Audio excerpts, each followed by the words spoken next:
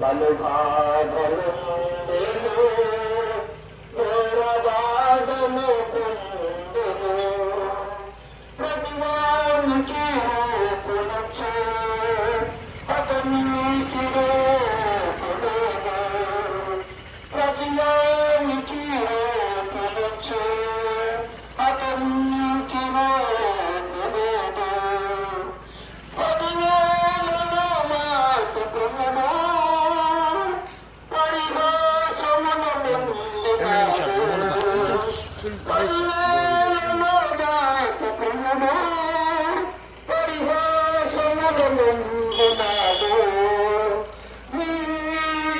నీకోసమే అది నా కోసమే కలువరలో మహిమను మానవుడు చేసేది పోగొట్టుకున్నటువంటి వాడిని అవుతున్నాడు.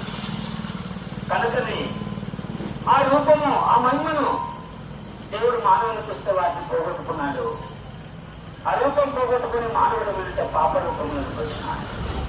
ఆ పాప రూపములను తిరిగి మనం నిర్మించడానికి ఆయన సమస్య స్వరూపాన్ని కోల్పోయినాడు.